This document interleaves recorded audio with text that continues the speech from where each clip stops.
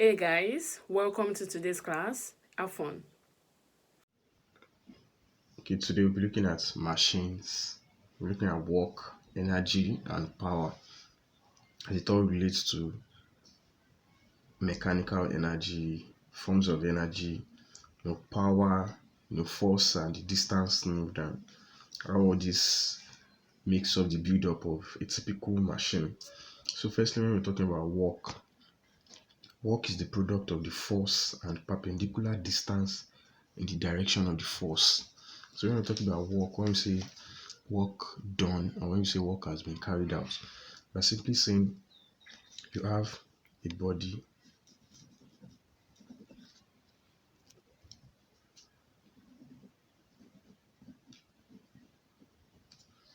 you have a body, you apply a certain force F. Now this force applied on the body is meant to change the position of this body from position A to position B.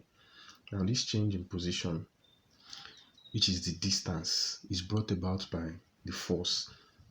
So the work done carried out in this case is what we refer to as work, or the exercise that just happened here is what we refer to as work. So work is the product of the force and the perpendicular distance in the direction of the force. Work done can not come into place if there is no force and if there is no direction, or if there is no change in position of that object with respect to the force. So the formula for work done is given as force times distance. So this is our force and this is our distance. And the unit for work done is in joules. The unit is in joules. So when we're talking about work done, in summary now, saying the force times the distance. So our unit for work done is in joules. Our unit for force, which is in Newton, and our unit for distance, which is in meter. So this implies that 1 Newton of force multiplied by 1 meter of distance is going to give us a work done of 1 joules. So similarly also we have energy. When we're talking about energy, we're talking about the ability or the capability to carry out work. Okay, we said work is the product of the force and the distance. Okay, work has been done.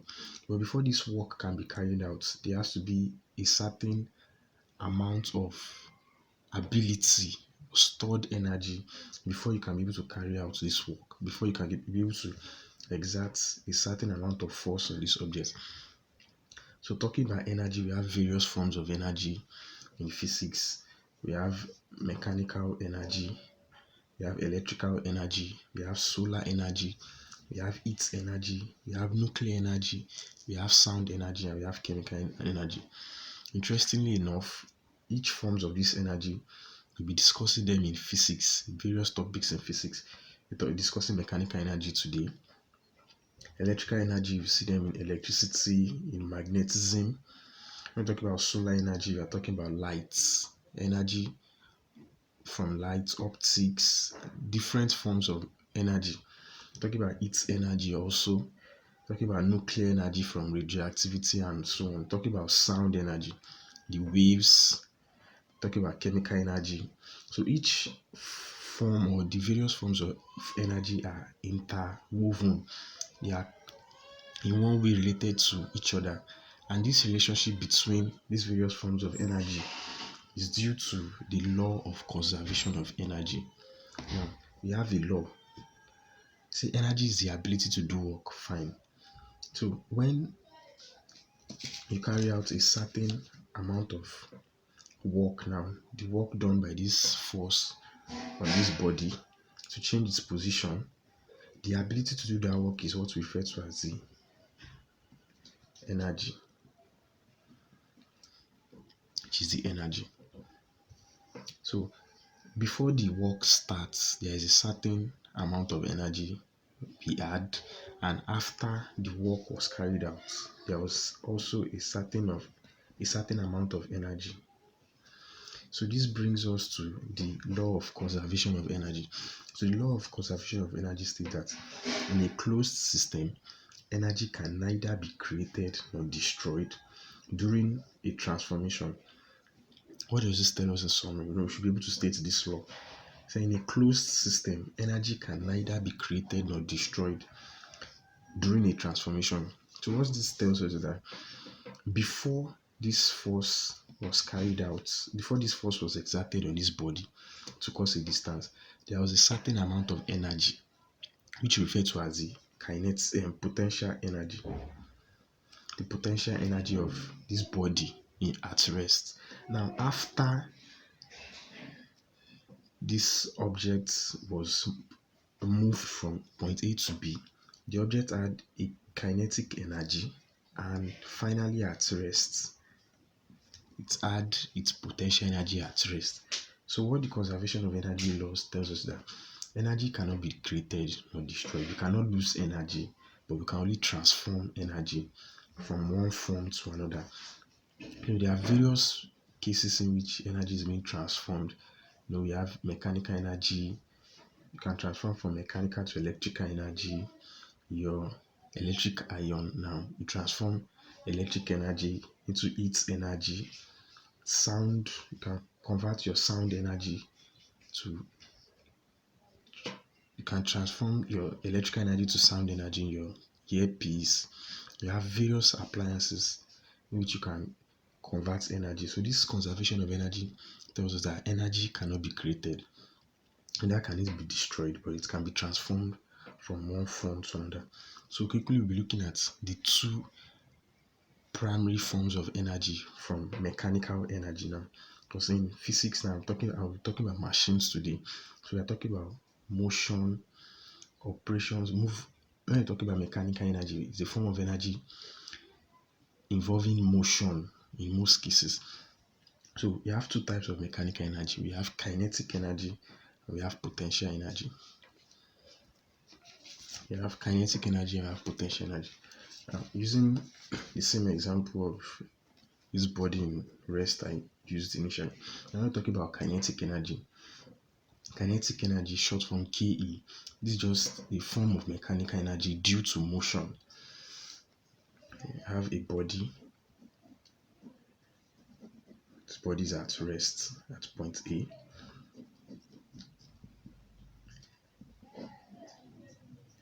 Now this body was initially at rest A. Force is acted on it, F. It moves a distance, the work done. So the ability for that work to be carried out is energy, which we have explained already. So talking about kinetic energy involves energy in motion. It's a scalar quantity and is also measured in joules. So this is the formula for kinetic energy. You have half mv squared. M, which is the mass of the body, while v is the velocity. So because we said kinetic energy has to do with movement, motion. So you have a body of a certain mass m. Now this body changes its position with a certain velocity v.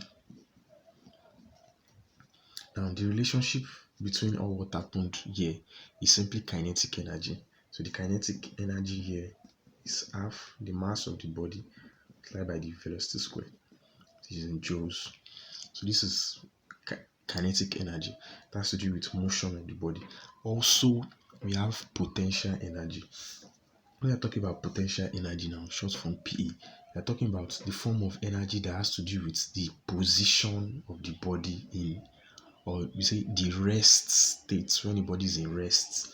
Potential energy has to do with the position of the body at rest. Okay, fine. I said initially we have the body at a point A. Now the initial states or the initial energy level of this body is what we refer to as the potential energy. It's the initial energy level of this body. Without it being in motion, it is stationary. It is what we refer to as potential energy. And the potential energy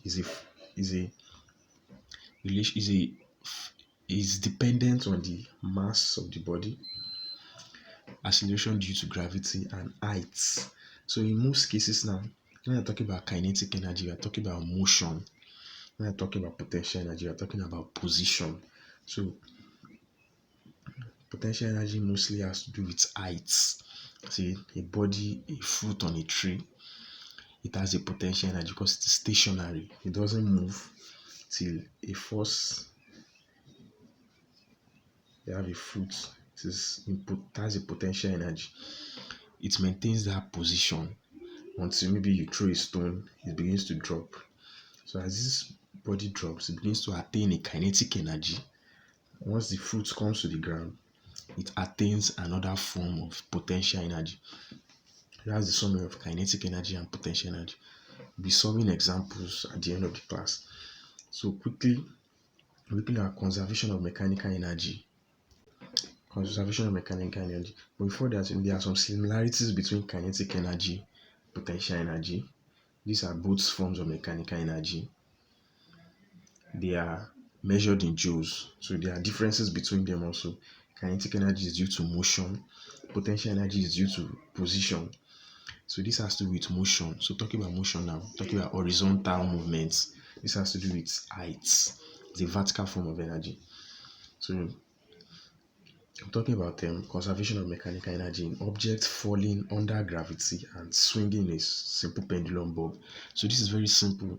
And in previous classes rather, I discussed motion under gravity. Motion under gravity. You have a body from a particular height. This is moving downwards or moving upwards, whether it is moving with respect to gravity or against gravity. So in this case now, mechanical energy is explained or is seen in this form now of motion under gravity. So for a body moving under gravity now, example, we have a body released. So at the initial stage, this body is at a state of potential energy. It has a certain potential energy. The body has an initial potential energy at rest. Now on releasing this body begins to ascertain a certain amount of kinetic energy. Now on the body hitting the ground surface, finally it goes back to rest. So it has a potential energy, a form of potential energy.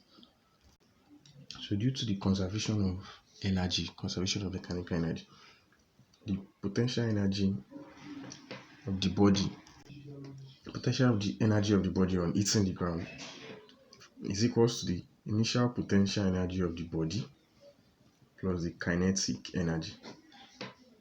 So this is as a result of the observance of the conservation of energy. That energy can never be lost, cannot be created, it cannot be destroyed, but can be transformed from one form to another.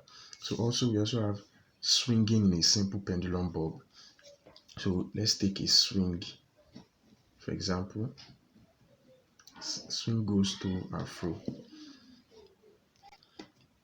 So for the body at the initial position, it has a maximum potential energy at rest. Now, for the body to swing to the right now, it attains a certain kinetic energy, which increases. It increases as the body reaches this point. The body stops. It attains a zero kinetic energy and begins to have a form of potential energy. The body comes back to this position, swings to this point again, attains zero kinetic energy, maximum potential energy, come back to the starting point. So these are various forms of mechanical energy, kinetic energy, and potential energy in some real life situations. So lastly, before we look at machines, we're looking at power. And when we talk about power now, power is the rate of work done or the rate at which energy is expended. Okay, we've talked about work done, the product of the force and the distance.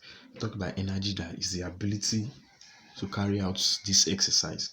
Now, I want to talk about the rates at which this energy is being lost or the rates at which energy is being released. So, the rates at which we use energy is what we refer to as power. So, power is the work done over time. The rate at which energy is being consumed is what we simply refer to as power. So, since we know that work done is force times distance and time, which is t, so we can simply say power is equal to force times velocity, because S over T is equals to velocity. Velocity is distance over time. So we say power can be the force times velocity. So power is measured in watts. You also have different forms of measurement. You have kilowatts, megawatts. So in kilowatt, that's 10 to the power 6, 10 to the power 9. You have horsepower, etc. So talking about horsepower, 1 horsepower is 750 watts approximately. So it can also be equal to 3 over 4 kilowatts, because a kilowatt is 1000 watts. So you say 3 over 4, this gives us 750 watts. So quickly, we're looking at machines now. We need to establish work, the force, the distance, the energy. Now all this is what we use in operating machines now. The work, force, distance, the simple terminologies now. We are applying them in machines. So when we're talking about machines, machine is a mechanical device which enables energy to be used for the performance of work in a convenient way. Okay, we've said we have a body at rest. We use the example of a body at rest, which we wanted to change its position from point A to point B. Okay, fine. So the channeling of all these forces or all these terms into building a simple mechanical device that will be carrying out these operations for us in a convenient way is what we refer to as a machine. So in a machine, we have just a simple relationship. You have an effort, which can be the work input. Let's say this is a machine M, and you have an effort which you apply here, or you can say the work input, because work done is a force times the distance carried out. So in this case now, we're talking about the effort as the work input.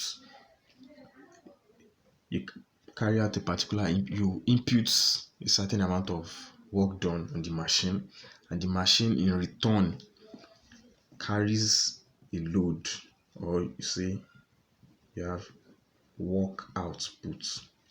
So this is the simple theory behind machines. So you use a certain amount of effort, in most cases little effort, inputs into the machine to carry out large loads. So a machine is a simple device for performing work. So we have various terms in operating machines or various terms in machines. So we have mechanical advantage. So when we are talking about mechanical advantage now, we're talking about the ratio of the load to the effort. Very simple terminology. Mechanical advantage is the ratio of the load to the effort. Okay, you have a machine M. You want to know the relationship between the load, the work output which the machine can carry out effectively, to the effort, the amount of work you'll be inputting into the machine so the machine can carry out that work effectively. So this can be seen in, this is what we refer when we talk about mechanical advantage. So the mechanical advantage is the load over the effort. Mechanical advantage, simply the load over effort.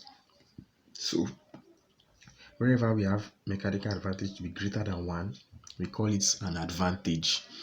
But in cases where it is less than 1, we call it a mechanical disadvantage. Now, what does this simply mean? We said a machine is meant to improve our work performance. So a machine now in which the work inputs, let's say I want to carry out a certain work on it, I want to use a machine to lift a load. Now, if the load is 50, say 50 Newton, and the effort in which I put in is 5 Newton. Now this is a very good machine because I'm using just 5 Newton to carry a load of 50 Newton. So inputting this into formula 50 over 5, they give me a value that is greater than 1. So this is a mechanical advantage. But in a case where the load I'm supposed to carry is 5 Newton and I'm inputting an effort of 50 Newton just to carry a simple load or a small load, then it is a disadvantage because 5 over 50 will be less than 1. So we have a mechanical disadvantage. So also we have what we refer to as velocity ratio. Velocity ratio, now we're talking about the ratio of the distance moved by the effort to the distance moved by the load. So the velocity ratio is distance moved by effort over distance moved by load. Mechanical advantage is the load over effort in simple terms. Whereas in velocity ratio, the distance moved by the effort to the distance moved by the load. In every machine now, is a machine, you apply certain efforts, and this effort you are applying is going to move its own particular distance d, because I've told us that work is the product of force times distance. So the force, which is the effort, will move a certain distance on the machine, which is the work input. And this machine also will carry a load, which is a form of force, and that load also will move its own distance d, force times distance, to move in its own distance d.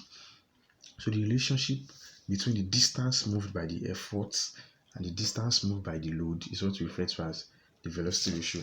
So you can simply say the velocity ratio is the distance moved by effort by distance moved by load. So we should not confuse them together. This is L over E, that is the distance moved by effort by distance moved by load. So also we have efficiency of a machine. When we're talking about the efficiency of the machine, we want to know the relationship between the efforts in which you are putting, the load in which the machine carries, to know how effective the work done is on the machine. We want to know the effectiveness of that machine. That's simply the efficiency.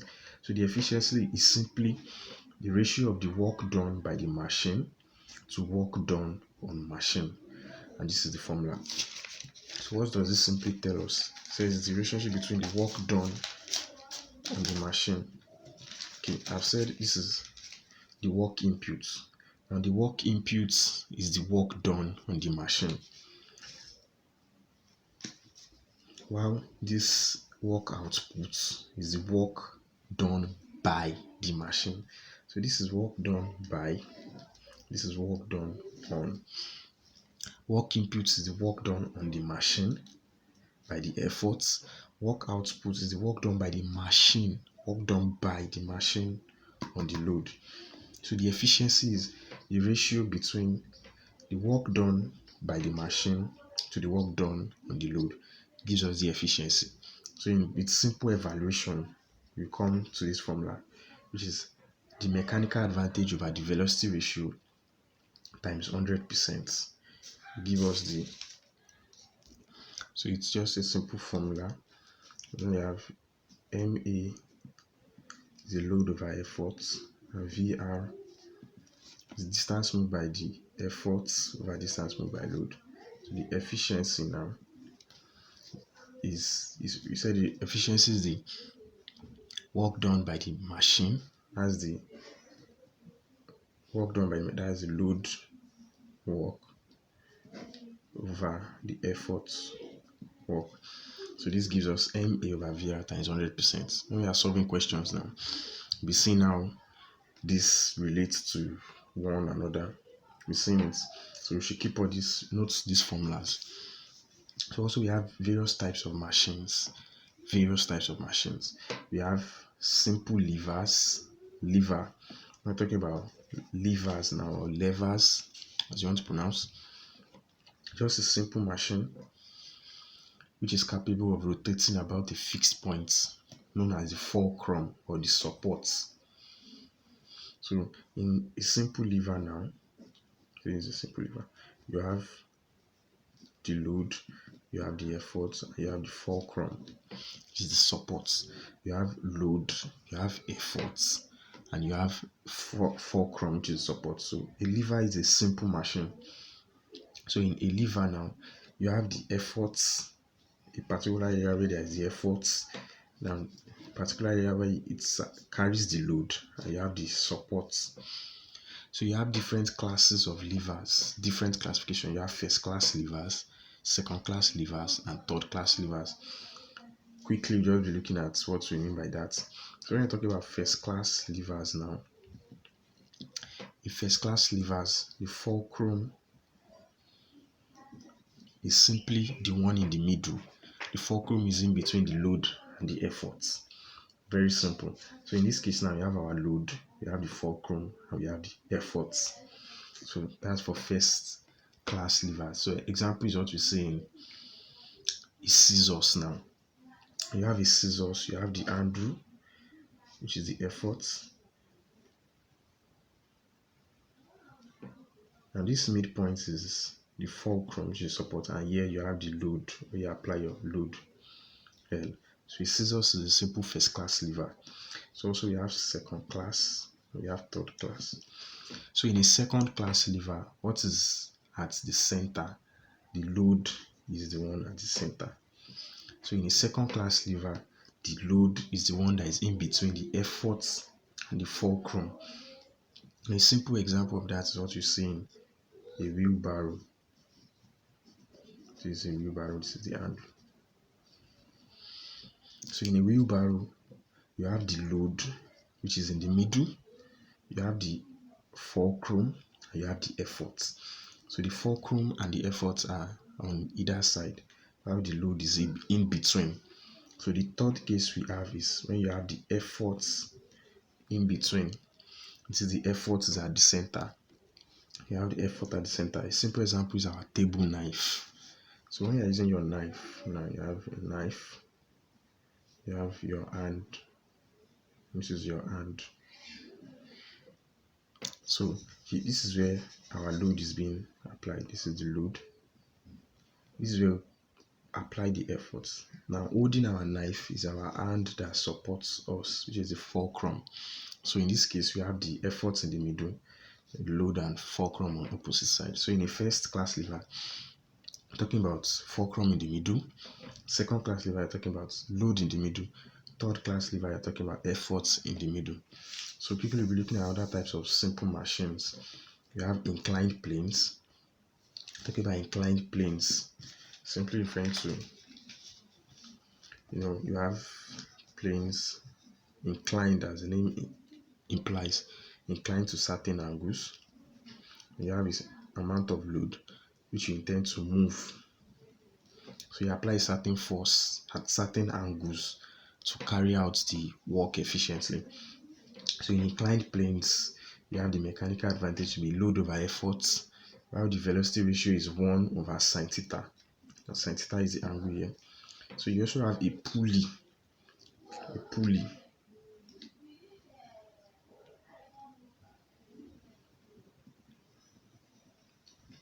You have a pulley. A pulley is a circular disc made of maybe steel or it's made of wood. So you can either have a fixed pulley or a movable pulley. So in pulleys, you have the load here,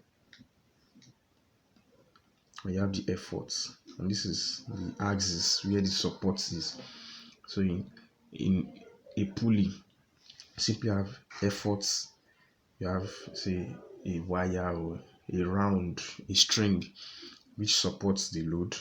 You apply an effort here and it moves. So in a pulley now, the velocity ratio is the number of pulleys. You can have 2 pulleys, 3 pulleys, 4 pulleys. So also you have a screw jack. A screw jack, so it is used in lifting cars. So you can have where we apply the load, the efforts, and the load, which is the car we want to move upward, the efforts, and we have the fulcrum.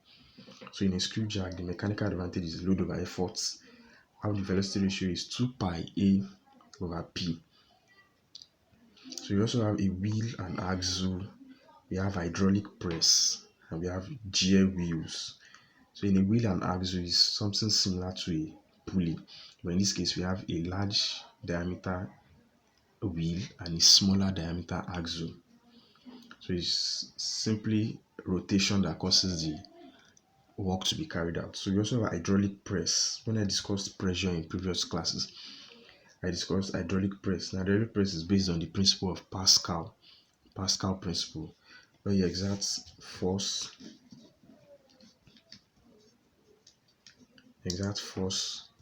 on a larger piston, transmits equal pressure, and this smaller piston exerts force also. So this is a simple machine also. So you also have gear wheels. When you're talking about gear wheels, talking about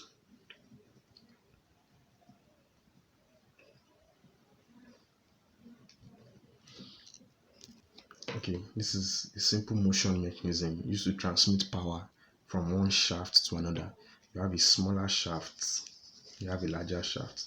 So on the rotation of this shaft, transmits power to this, and this also move. So in a gear now, you have a small gear, which is the driver. You have a larger one, and the larger one is the driven. This drives this, so this is the driver and this is the driven. So now we'll be looking at examples on the topics we've covered. We covered work, covered energy, power, kinetic energy, potential energy, we covered machines, machine types. So we'll be looking at quick examples now. This is a past question, a WAEC past question. 2019. Okay, you have a question now. It says a body of mass 2 kg is released from a point 100 meters above the ground. Calculate its kinetic energy 80 meters from the point of release. Okay, so the first thing you have questions. That is theory objective. You have to interpret your questions. But this is objective question. You can solve on the question paper, fine.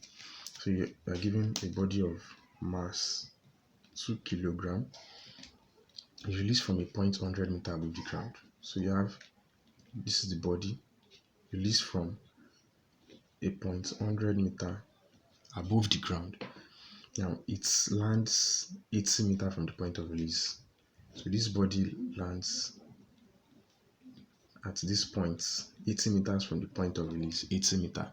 So this is our distance S and this is our height H. So the body has a mass 2 kg released from particular height 100 meters, and it covers the distance of 80 meters from that point. They ask to find its kinetic energy. Quickly, we know kinetic energy is equal to half mv square. Half mv square, this is kinetic energy. So we have the mass of the body, which is m, but we don't have the velocity of the body. So using equations of motion now. So in physics now, you need to have diverse knowledge of your equations. In previous classes, I discussed the equations of motion. So the equation we'll be using now, we have v square equals to u square plus 2as. And why am I using this? Because I need to find the final velocity. I have the initial velocity. I have acceleration due to gravity, because this is motion under gravity. And I have s, which is the distance. So my v square, which I don't know, u square, they said the body is released from a point. The initial velocity of the body, which is u, is 0. Now 2. Now acceleration due to gravity. The acceleration, because it is motion under gravity, that is 10. And s, which is 80. So v square gives me 0 square. 2 times 10 times 80. This gives me 1600. So this gives me v square. So now my kinetic energy, half mv square, give me half the mass, which is 2 kg. The velocity square, v square was 1600. So I'm solving this. This gives me 1600 joules. So the kinetic energy of the object from the point of release is 1600 joules. So I also have various examples now. My reference textbook is Essential Physics. So I'll be solving some questions which are designated WAEC here. So I'm solving question 15. Now I told a body of mass 0.6 kg is thrown vertically upward from the ground with a speed of 20 meters per second. Now we asked to calculate its potential energy at the maximum height reached and the kinetic energy just before it reaches the ground. So we have to interpret the question also. First thing we'll be doing. So we're told we have a body of mass 0.6 kg. A body of mass 0.6 kg. Okay, so we're told it is thrown vertically upwards from the ground, the speed of 20 meters per second. So the body is thrown from the ground, the initial velocity is 0 and the speed is 10 meters per second. So what we ask to find? We ask to find its potential energy at the maximum height reached and the kinetic energy before the object hits the ground. So this is 2000 question. So we've gotten our parameters of the already from the question. So the body, so this is the body with initial velocity of 0 and it moves, it was thrown vertical upward. So this body will attain certain heights h, or you can use s. We're talking about vertical height now. So we are asked to find the potential energy and the kinetic energy of the body. So to find the kinetic energy, which is half mv square, and to find our potential energy, mgh. And the first question says we should find the potential energy at the maximum height reached. We have the mass m, we have acceleration due to gravity, but we don't have the height, which is the maximum height. Now to find the maximum height covered by the body, we're using the equation v square equals to u square plus 2as. So we are given the final velocity, the velocity using body, which is 20 square 0, 2 times 10 times s, which you don't know. So this gives us 400 equals to 20s. So our s gives us 20 meters. So this is the heights which the body traveled. So to find our potential energy now, our mass, which is 0.6 kilogram, acceleration due to gravity, which is 10, and the height, which is 20. Now our potential energy gives us 120 joules. So we also have to find the kinetic energy after the body hits the ground, so which is half the mass, which is 0.6 kilogram. Our velocity square, our velocity is 20 square. So this also gives us 120 joules. So that's that. So also we'll be looking at examples with respect to machines. We've solved examples with respect to work done, the force, the distance, velocity, the energy, both potential and kinetic energy. So we'll be looking at machines now. So here now I have this WAEC question 2002. It says a machine of efficiency 80% is used to raise a load of body of mass 75 kilogram through a vertical height of 3 meters in 30 seconds. Calculate the power inputs. Okay, so this is, we have a machine question that is also having power in it. So you can see the relationship between them. So first we are going to interpret the parameters we are given. We're going to interpret our parameters.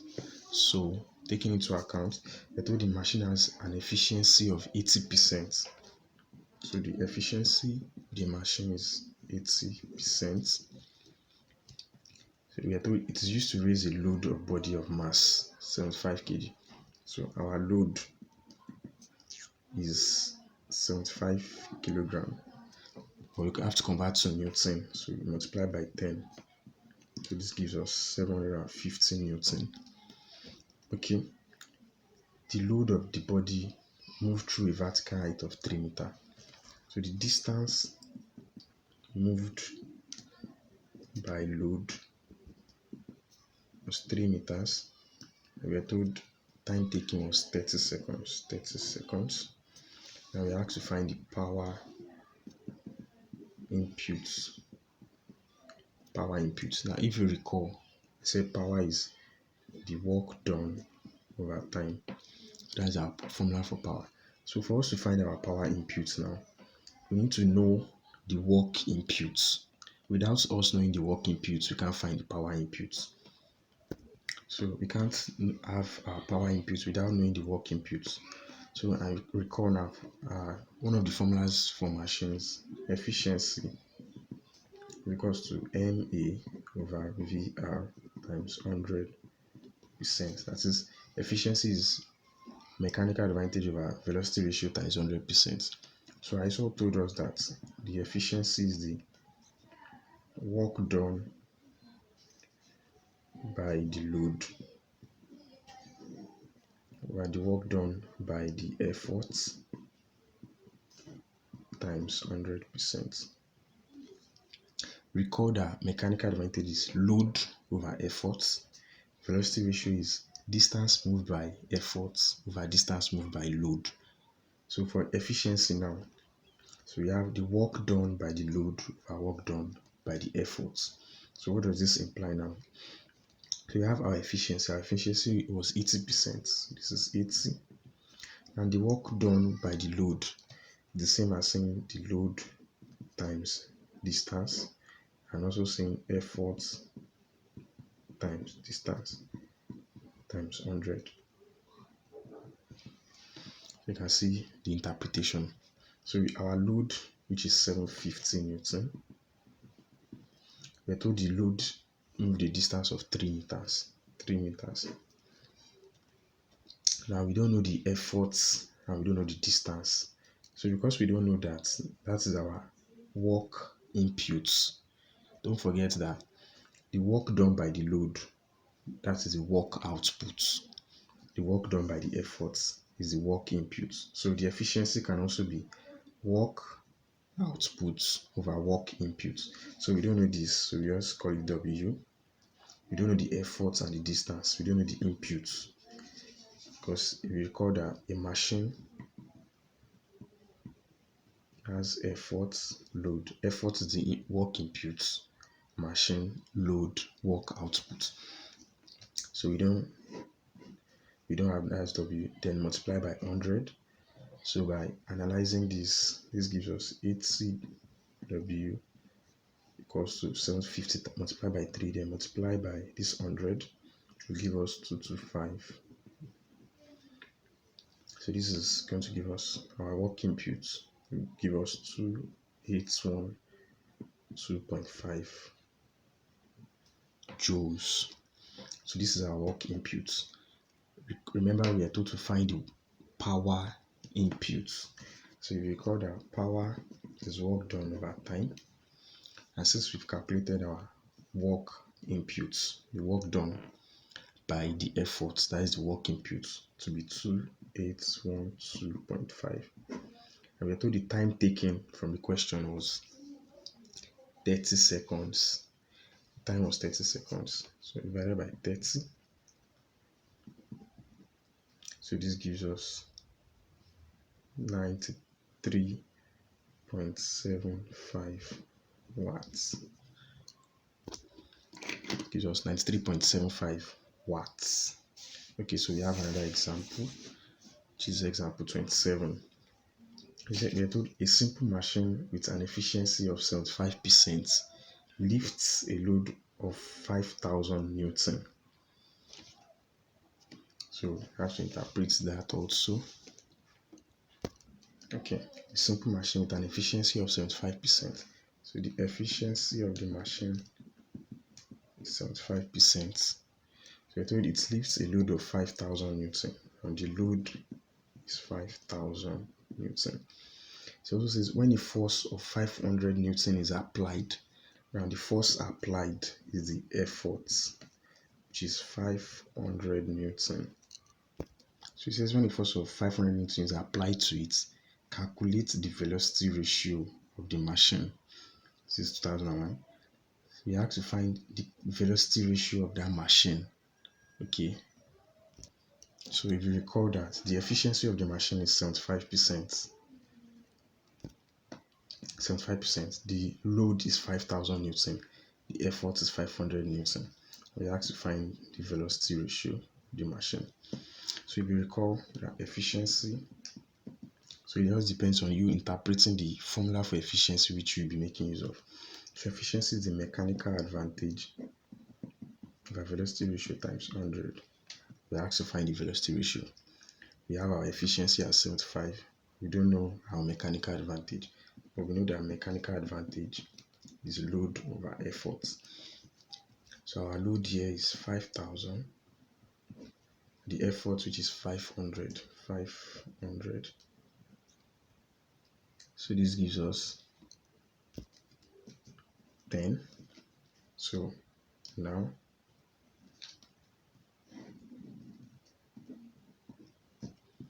to our efficiency, which is 75, mechanical advantage is 10, velocity ratio, which you don't know, 100, cross multiplying, we have 75 times the velocity ratio will give us, so our velocity ratio equals to 1000 divided by 75. So our velocity ratio is 13.33. Brilliant. I want us to lay our hand on questions after this. So we have draw and build the diagram of pulley, the velocity ratio of 5. Show that the efficiency is this equals to this. Okay, you're asked to prove the formula for efficiency, which you can check up. It's a very simple proving. I want to look at the calculation now. We're told the efficiency of a machine is 80%. And we're told the work done by, calculate the work done by a person using the machine. Calculate the work done. So we have to calculate the work input. So by a person using the machine to raise a load of 300 kilogram, we convert it to Newton. This gives us 3000 Newton through a height of 4 meters. So the distance moved by the load is 4 meters. So we have to calculate the work done by the person. Recall that this is a machine, the load, the effort. Sorry, this is the effort, this is the load. We are told we have to find the work done by the person. We have to find the work done by this person, the efforts, and the work done, which is force times the distance. Whereas we are told he raised the load of 300 kg through a height of 4 meters, we have the work output. So using the formula, efficiency equals to work output over work input times 100%. We are told the efficiency is 80%. The work output, which is the load times the distance moved by the load. The load is 3000, distance moved is 4. We don't know the work input. Multiply by 100. This gives us, we cross multiply now, we have 80x 3000 times 4 times 100 give us, that will give us x is 1 2 divided by 80. So x gives us joule. So our work input, which is work done by the person in moving the load, is equals to 150 kilojoules. Thanks for listening. So I advise we lay our hands on other questions in the reference material, which is essential physics, or other textbooks we can lay our hand on, particularly solving past questions. Thanks. I hope the class was interesting. If you have questions, please drop them in the comment section or send us an email. We will love to help you further. See you in the next class.